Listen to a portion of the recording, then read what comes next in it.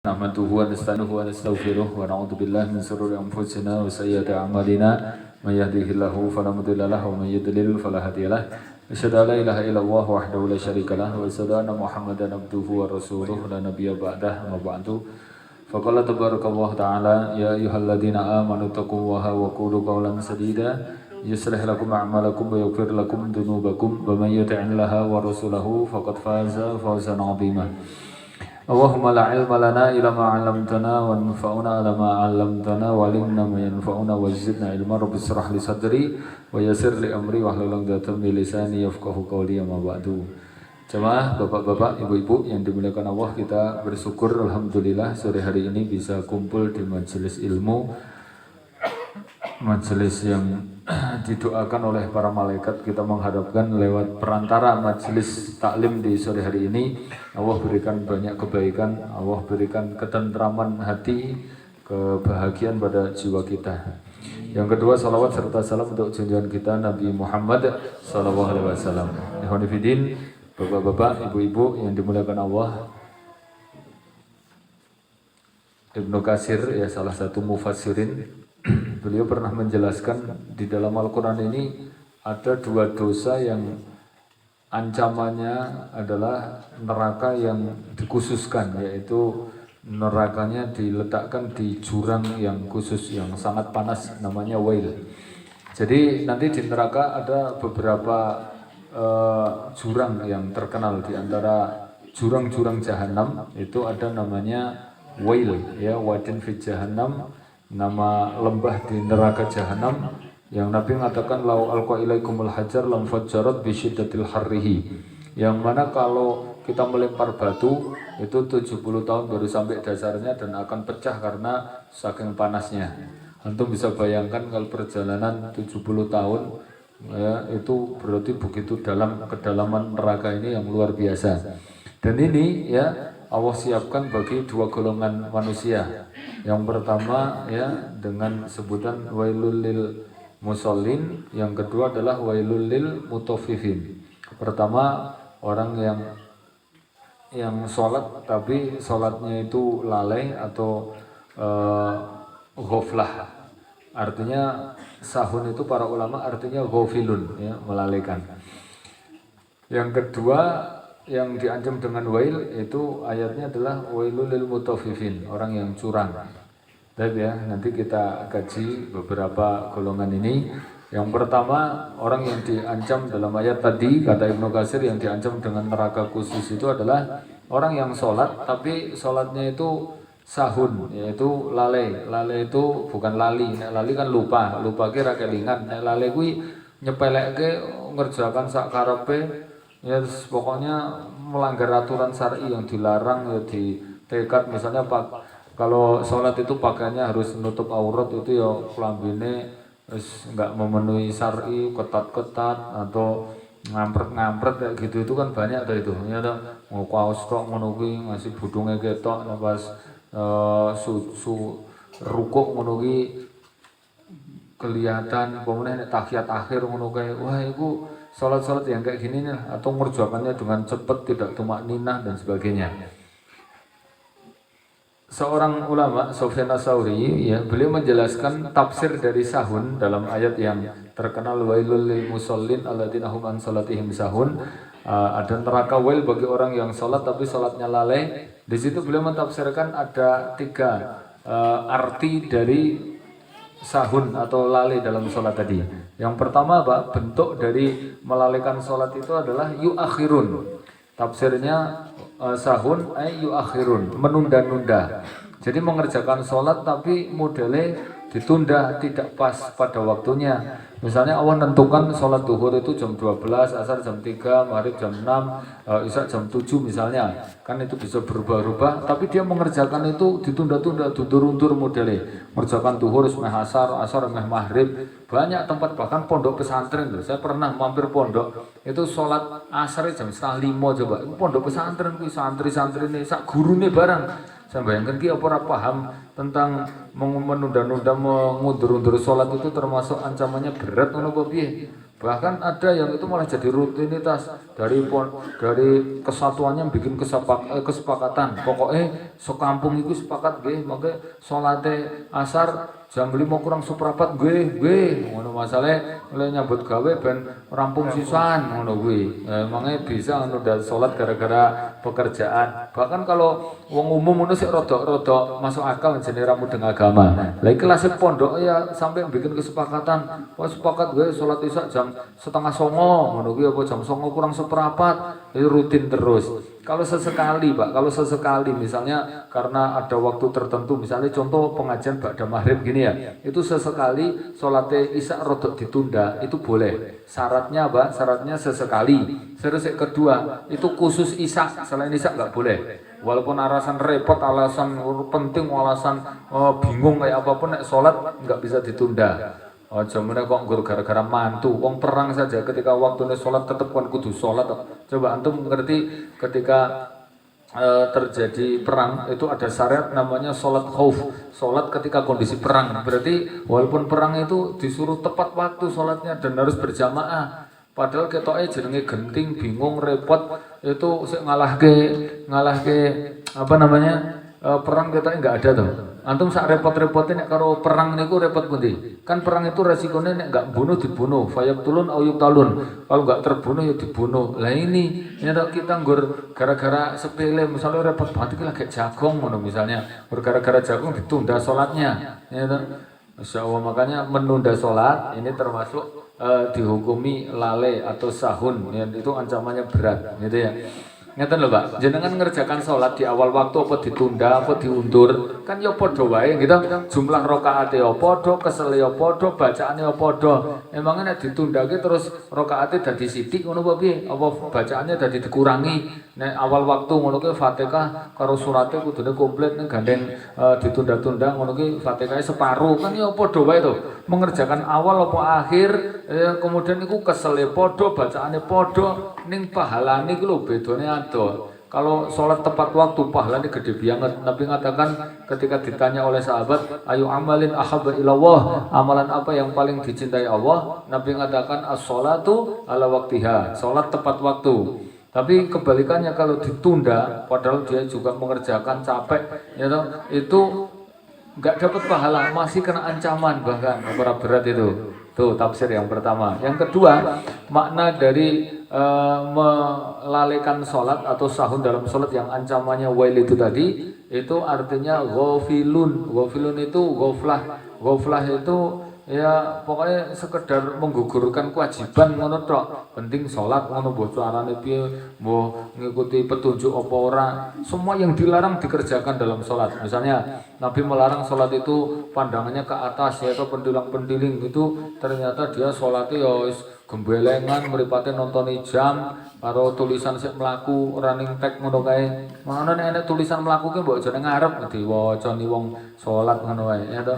Itu atau misalnya Nabi melarang sujud itu kayak anjing yang sikutnya nempel, sujudnya geloso ya. Kemudian Nabi juga melarang kalau sholat itu cepet banget tidak tumak ninah kayak ayam ngerotoli judul ngono ki ya sholatnya cepet kayak gitu. Itu nek saya bayangkan kayak orang-orang yang mampir di masjid terminal itu loh. Saya kalau sholat duhur sering neng kono kuwi ya itu jam 2 ya sholat, jam 2:30 ya sholat, terus enek sholat itu modele iso aneh-aneh ngono kuwi.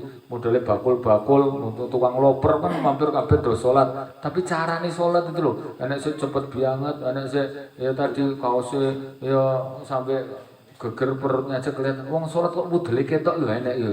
Itu kayak gitu tuh apa ketompong ngono apa piye. Terus coba kayak sik para pejabat sik nganggo seragam-seragam kuwi mbok polisi, mbok pegawai-pegawai ngono ki rumangsaku kuathok iki ketat-ketat ngono ki.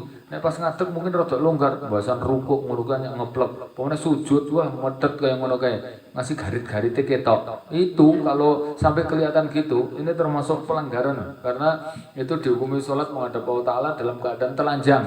Nah itu makanya hati-hati sholat itu kalau Jawa Timuran malah dua beli kudu nganggo sarung. Nah itu sarung itu karena apa namanya jelas. Jadi lekuk-lekuknya nggak kelihatan. Makanya baju juga, nek iso sholatnya nggo baju muslim ngono ki lho. Jadi paling ora bajunya itu nutupi bawah pantat. Nek nggur klambine model cupet-cupet ngono kae kan bahaya itu ya, atau lekuk-lekuknya kelihatan itu. Nah, ini yang disebut ghaflah itu sak karepe, nyepelekke ngono penting nggur-nggur kewajiban mbok cepet mbok piye. Dadi ora iso menikmati salatnya itu. Ntar ya ogah-ogahan aras-arasen iki makna dari ghaflah itu aras-arasen, ogah ya toh terus ora pati semangat. Nah, itu berarti masih ada bibit munafik itu. Jadi gini Pak, jangan nek pengen ngecek wong kuwi enek munafike apa ora.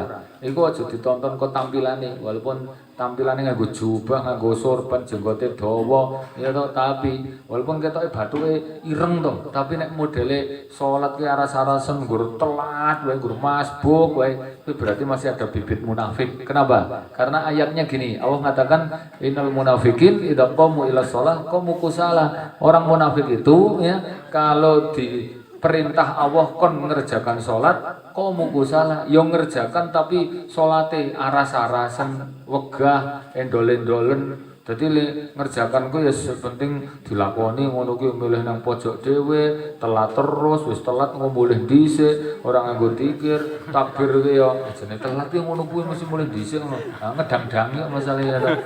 Semua rahimahullah itu padahal antum ngerti orang kalau kulino menyepelekan sholat itu banyak bahaya yang muncul. Ini saya nukilkan ada 5 bahaya kata Ibnul Qayyim yang muncul akibat menyepelekan sholat. Pertama apa? Engko wonge dadi ngomong jorok. Wong nek kulino sholat ki ra beres nyepelekke sholat kuwi omongane dadi elek-elek ngono kuwi ngomongnya jorok. Bangsa sik saru-saru ngono kuwi. Saya pernah melo kerja bakti ngecor ngono kuwi gadeng campur wong e ora salat ngono kuwi. Wah omongane ngono cekekean gojek-gojek ngono kuwi. Omongane iki ngono lho saru-saru ngono kuwi. Aku masih risih ngono kuwi. Ora pekewuh ngono kuwi. Ana sini kok. Nek Pak Ustaz kuwi lho omonganmu ngono kuwi. Lambemu kuwi neh ngono lho ngomong ngono kuwi. Oh lah tak tonton wong iki ora salat ya omongane kaya ngono kuwi. Karena ayatnya memang jelas.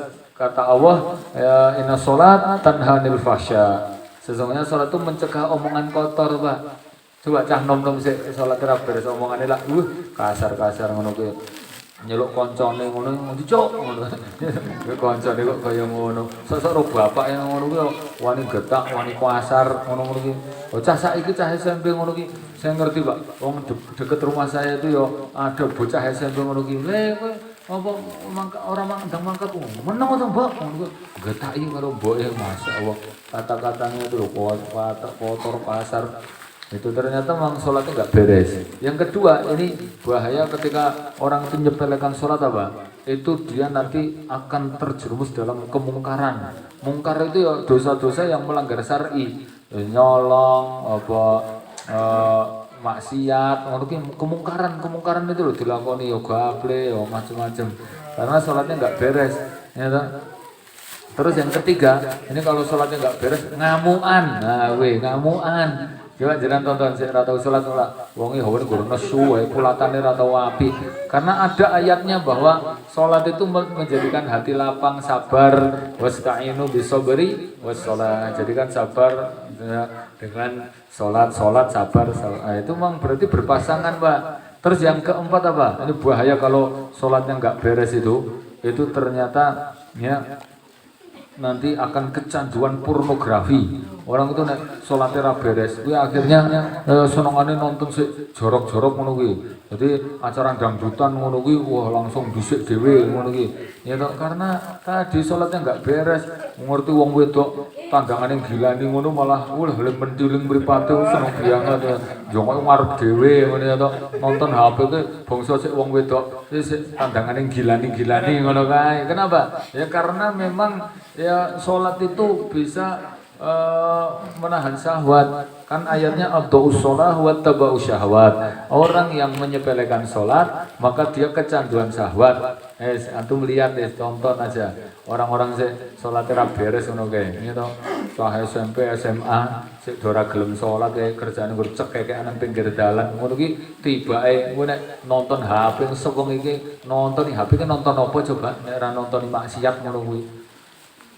Aja suudon to Pak, ora suudon iki ayate cetha kok ado sholat wong isak ora isaan, subuh ora subuhan, ora tau nungul, bocah iki ora tau jedul ning masjid lho. Ya to. Ha kaya ngono kok sewengi nggur lek-lekan dolanan HP ki ngopo nek ora maksiat ngono kuwi.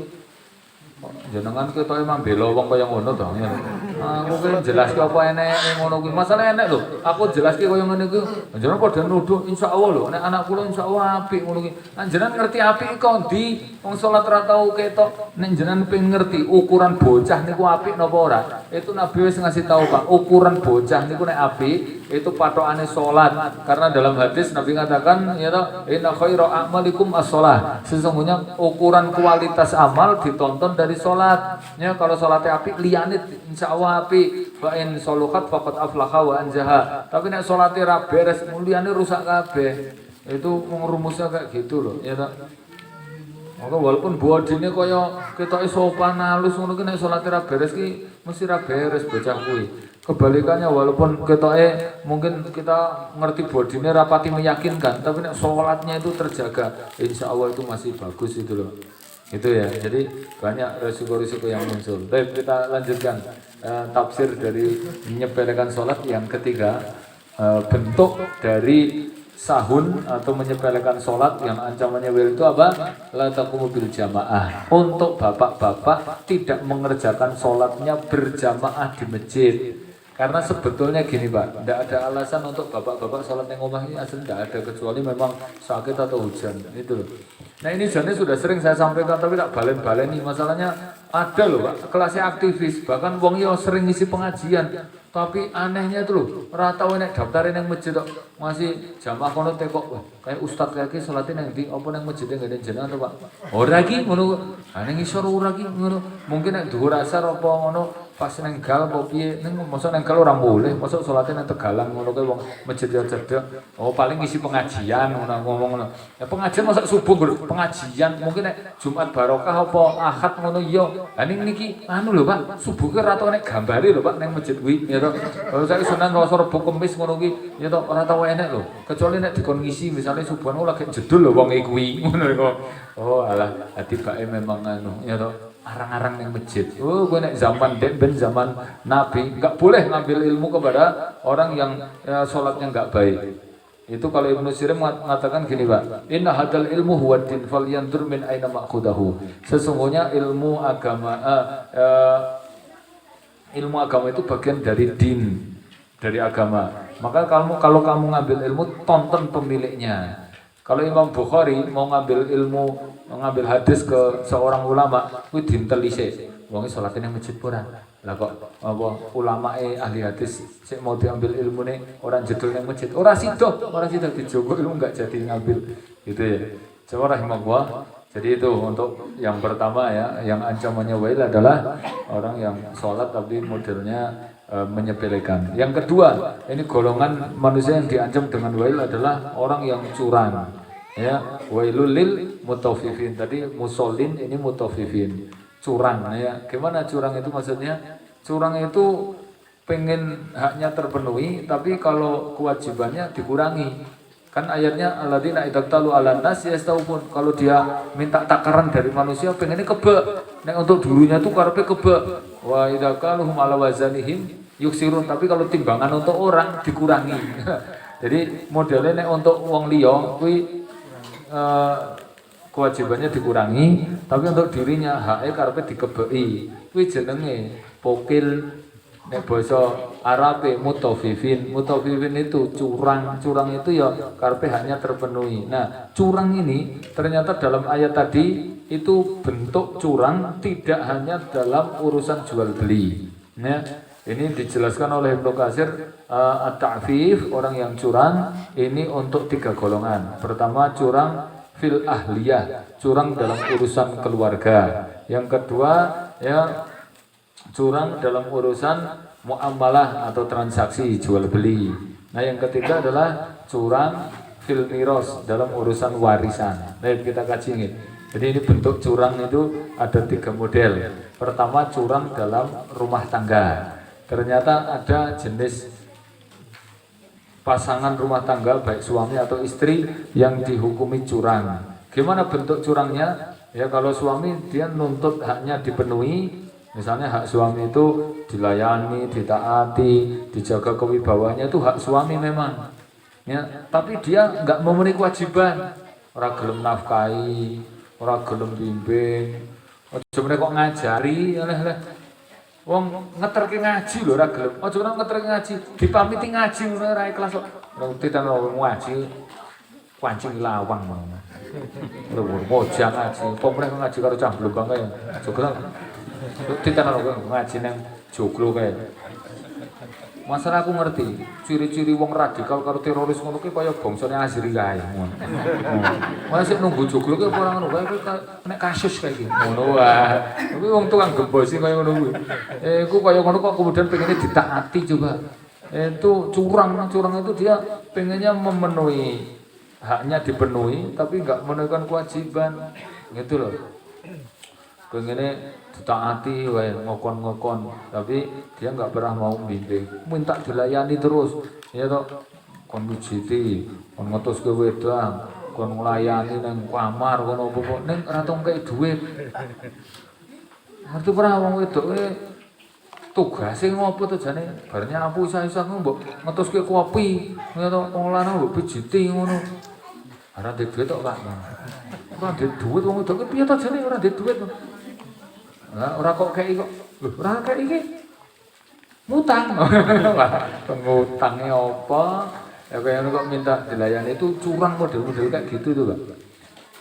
Kebalikannya kalau perempuan itu dia minta untuk haknya terpenuhi. Haknya perempuan apa? Ya tadi misalnya dinafkahi, terus dibimbing, diajari.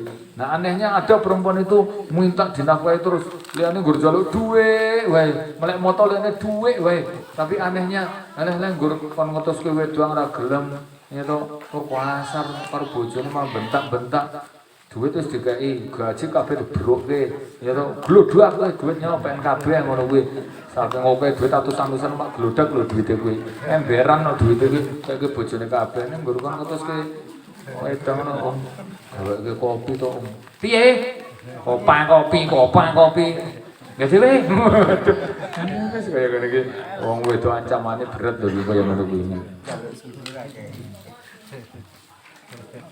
Apa kaya kayak tenaga kerja apa kayak itu. Gitu ya. Atau tadi misalnya minta untuk diperlakukan baik karena haknya perempuan itu mau nggak boleh dipukul. Kata Nabi itu alaya dribul wajah, nggak boleh pukul wajah, nggak boleh disakiti dengan fisik. Itu hak perempuan itu, Mbok. Misalnya koyo ngopo itu jenenge laki-laki pantang untuk kasar secara fisik kepada istrinya. Ya toh? Itu.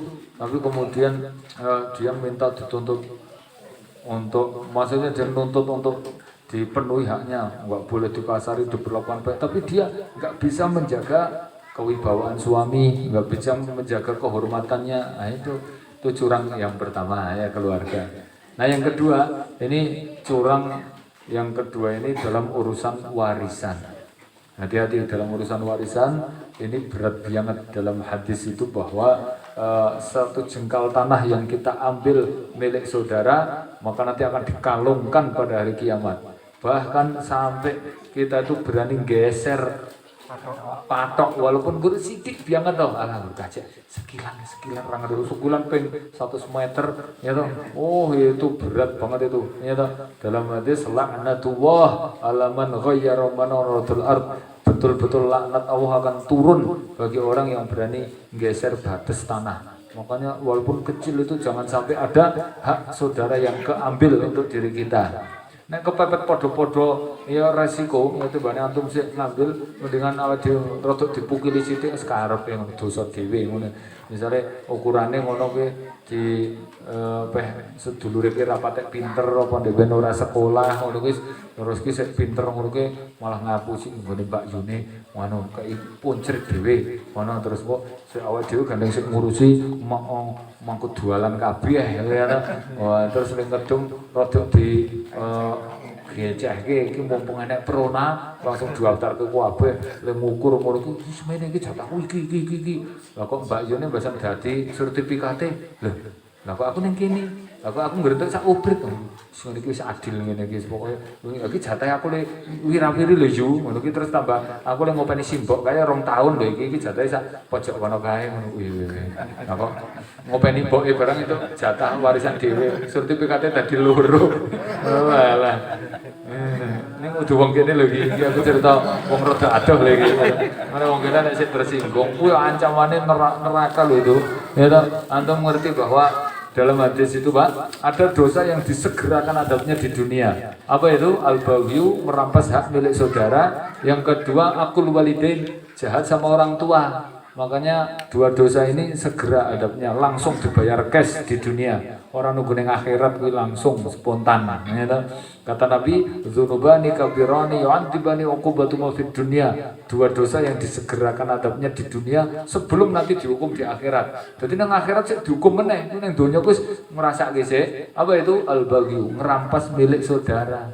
Makanya ngecek asline sedulur itu bab warisan.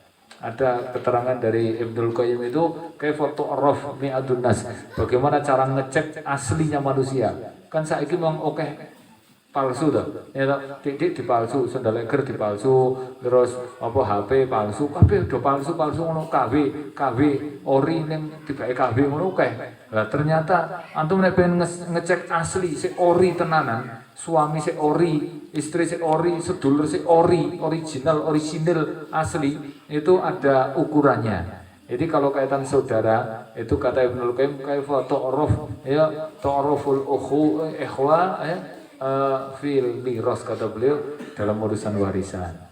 Kalau ngecek keaslian suami kaifa tu'raf ya tu'raful mar'ah, ngecek keaslian istri hina faqiru zaujiha, ketika suaminya melarat. Tu'raf mi'adul mar'ah ar-rajul, ngecek keaslian suami hina maridiz zaujiha, ketika istrinya sakit. Itu ada ciri-cirinya, poinnya banyak lah. Tapi kaitan dengan ini ya itu bab warisan. Ngecek sedulur asli pas dum-duman warisan. Gitu ya. Sedulur asli ngono ki walaupun jane iso jane Mbak Yu niki ora mudeng tulis ngono ki dikapak-kapakno Mbak Yuku ya to. Dikapak-kapakno ki adikku gitu. Tetap apa namanya dia enggak akan dolim ya to. Ada si haji kemarin itu Pak ya to. Yang udah wong kene lho iki ya. Wong iki ngedol pomahan gone Mbak Yu lho. Ya terus gue mangkat haji. Terus pas wong pamit ngono ki, iku Mbak Yuni ngasih wong mangkat niku ora ngerti ngono ki. Tibae ya ku pronal sertifikat dadi ngono dijual ya. Mbak Yuni kaget. Lah terus jatahku pemane endi? Apa kan ngono kan kakangane ngono. Lho. Anu tak dol kae lho ki jatahku ono kae wong jole opo mbok cerita. Lho masa aku ora kejatah dene dhek iki melu bojone karena apa wis gawe omah. Nang ngono sik jatah asli hak dia tuh. Dipek kabeh ngono, masyaallah. Aku nang batin iki lah haji nganggo duit kaya ngono iki apa ketompo ngono iki. Kan ada hadisnya itu, man hajja bimalil haram, siapa yang berangkat haji dari duit sik ra bener ya toh. One dengan cara dolim ke keluarga, fayaqulu labbaik wa labbaik, dan dia di sana itu tawaf sambil ngomong labbaik wa labbaik, faqala al malak, maka ada malaikat yang mengamini la labbaik laka wa la sa'daik laka. Wis ora labbaik-labbaikan ora sa'daik-sa'daikan, hajimu itu mardud, fa inna hajjuka mardudatun la tuqbalu, hajimu ke ora ketompo wis tertolak. Ya Pak, tuwas ado-ado rono ki mendolimi saudara kaya ngono ki. Oh alah. Kaya ngono kok terus malah urung suwe iki. Wong iki innalillahi wa inna ilaihi raji'un ngono ki. Aduh ya Allah, wis banget aku bayang iki apa kayak gitu itu berat itu, resikonya berat itu ya. Jangan tonton Pak, di dalam Al-Quran semua syariat itu kalau di Al-Quran mesti global, nggak ada ya toh. Keterangan Al-Quran itu membahas masalah syariat ibadah itu kok terperinci detail itu tidak ada. Contoh, sholat itu global banget loh, perintahnya cuma aqimus sholat wa atuz zakah. Perinciannya masalah pembatal sholat, syarat sholat, rukun sholat itu semuanya dalam hadis. Contoh misalnya puasa itu ayatnya siji tok loh Pak. Ayatnya gimana? Kutiba alaikumusiyam gitu. Adapun penjelasan yang terperinci masalah puasa itu, yang batalkan puasa, syarat puasa itu adanya dalam hadis. Enggak dibatalkan dalam Al-Quran. Masalah zakat, zakat ya global banget, ayatnya wa atuz zakah, tunaikan zakat. Masalah detailnya zakat, siapa yang berhak dapat zakat, prosennya berapa, itu semuanya dalam hadis. Ternyata hanya satu tok syariat yang disebutkan di dalam Al-Quran secara detail, terperinci, ya toh, masih disebutkan di Al-Quran langsung, ya toh. Apa itu? warisan. Antum cek, itu warisan tuh awalnya jelas tirik-tirik detail banget. Ya gimana kalau jatah misalnya suami meninggal istrinya itu ya tidak punya anak jatahnya berapa. Kemudian kalau suami meninggal ya, istri itu punya anak laki-laki sama perempuan ya, laki-laki jatahnya berapa. Yang dapat sepertiga itu siapa saja, yang dapat separuh itu siapa saja. Untuk orang tua itu kalau punya anak ini dapatnya berapa. Detail banget itu di Al-Quran. Antum baca dalam surat An-Nisa itu komplit sekali itu pembagiannya untuk 1/6, 1/8 detail. Apa hikmahnya? Ternyata supaya tidak ada haknya saudara yang keambil. Saiki malah kaya ngono surat dibuka kabeh hayate ngono kuwi. Padha-padha ngono mendhi ana dhisik korban wis ngono kepepet apa ora kei ngono ku ben dosa dhewe. Itu orang yang didolimi nanti Allah akan ganti dengan ganti yang jauh lebih banyak ya toh. Itu karena dia memberikan pinjaman yang baik. Jadi haknya dia dipek sedulure, berarti dia nyilai dengan pinjaman yang baik. Namanya dalam bahasa Arab itu qardul hasan. Kata Allah wa may yuqridu wa qardul hasanan, siapa yang memberikan pinjaman ke saudara dengan pinjaman baik, ya toh yudha'af lahu ad'afan katsirah, maka Allah akan berikan ganti yang jauh lebih banyak. Makanya sedulur sik modele iki dibles-bleske, didolimi, dipukili ngono kuwi malah biasanya sehat-sehat terus rezekine lancar-lancar. Ning kebalikannya sik pokil-pokil mesti curus-curus bangkrut ya toh. Corat wis morak-maring mesti uripe ngono kuwi. Tak selidiki ngono-ngono kuwi. Oke. Wong kene iki ya enek ning rada ada kok kene iki. Nduran kono kae. Wong aku iki dolan ning nduran kono kae diceritani. Sing ceritani yo ngger wong nduran kono kuwi. Ya Allah kok ya enek ngono kuwi wong kene iki. Wong ene ora ngaji rene masalah dadi ora ngerti apa sumbere ngono. Nek wong teko ngono mesti pakai uha wong ngono. Apa karena anu ya? Karena arep bahas iki wong ora teko ya. Itu. Nah yang ketiga, bentuk curang yang diancam dengan wail adalah curang dalam urusan muamalah transaksi jual beli. Makanya dalam jual beli itu jangan sampai curang, ya toh. Ada jual beli yang dilarang Pak dalam Islam. Contoh, jual beli sistem goror, jual beli enggak jelas, jual beli sistem menipu, jual beli sistem apa ikroh itu pemaksaan, jual beli sistem apa namanya kedoliman. Dolim itu misalnya mentung dengan harga di atas rata-rata yang tidak disepakati. Wis ngono-ngono kuwi oke banget ngono gitu. Ini tak titeni, saya baru kemarin ya silaturahim ngisi di daerah Watu Gede sana. Itu saya ketemu temen itu bapaknya kan belantik sapi. Ngobrol Pak, tasik eksis belantik sapi. Tasik alhamdulillah. Loh, ini kita tak cerita nih. Wah, bakul sapi sak Jatiyoso niku rencang-rencang kula wong 50 mu enten ya. Niki kabeh do gulung tikar paling sik iso bertahan karek wong 10 lho, Pak. Padahal jenengan tonton. Niku rata-rata sik gulung tikar ki malah nek dilogikake ora mungkin rugi. Wong modele ki wong iki ngeten lho, Pak, modele iki. Modele iki marani nek nggon peternak to wong desa-desa niku didol mboten. Aku nek dadi misale didilan misale 17 ngeten iku gayane ngerti PR 1000. Engko sik 16 benjing nggih, benjing. Engko baruku sapine didol buati. Kula ngerti dhewe, buati sok-sok masih toko apa payu 20 kan batine 3 juta. Iki batine digembol ya toh. Kan kudune sik 1000 kan wingi wis dibayar berarti kan kurang 16 to. Kudune duit kok kono 16 langsung dikeke to, Pak. Wong kuwi duwite kono nang pokes wis batine digembol. Niku ora, Pak. Niku dikeke kono incrat-incrit 4 juta, 3 juta, 4 juta, 3 juta. Baru kuwi ya duwite ki sik 10 kadang-kadang punjul yo nggo kulaan meneh, nggo modal meneh, nggo DP kono, nggo modele ngono kuwi. Ha nek bakul kaya ngono ki penak wong dhek ora duwe modal lho kuwi. Kuwi sapi udu teke ya to barang-barang ya kuwi wis duit udu hake sik ditahan kaya ngono kuwi. Nek kula mboten ya to. Tur nek dipikir wong kaya ngono ki rugine kapan? Wong ora pernah rugi lho, Pak. Wong sapi njoko urung bayar, bariku didol batine dipek. Iku modale kan duit kok pembeli kan kudune hake kono. Iku manggo modal meneh wis ora modal, tambane nggo sapine wong. Ngono ki ning aneh, Pak. Niku model-model ngono gulung tikar kabeh lho, Pak. Tapi alhamdulillah nek kula tak pikir-pikir alah wis pokoknya jenis dodolan ya sok-sok badhe rugi langsung tak bayar cash ngono kuwi. Ngono wis pokoke alhamdulillah sok-sok badhe nggih sok-sok nggih rugi barang. Ning sakniki alhamdulillah kok ya cukup kula niku nggih. Kula pernah nggih ke Kedunan Rego nggih pernah ngono ki ning alhamdulillah wingi Idul Adha wingi niku nek 6 napa 7 niku karek badan niku.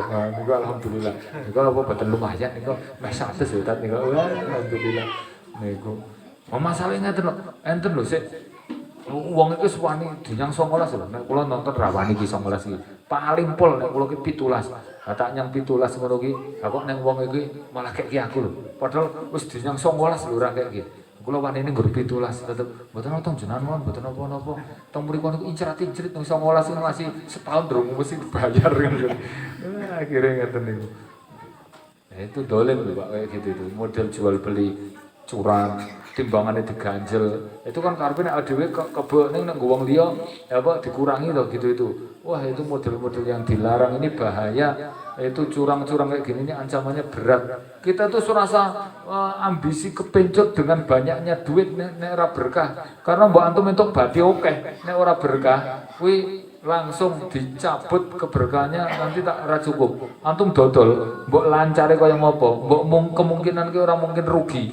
Wong ora modal ki mau. Ya to, mbok duwite akeh, batine akeh, dagangane entek. Nek barokah dicabut mesti bangkrut. Ning kebalikannya usaha walaupun ketoke sepele nek dilogika masuk akal tapi nek dibarokai oleh Allah Taala, sepenting carane bener enggak curang itu masih cukup. Saya punya temen orang tua kita sebutin kulonan kono kuwi ya toh. Itu anaknya 10 loh Pak.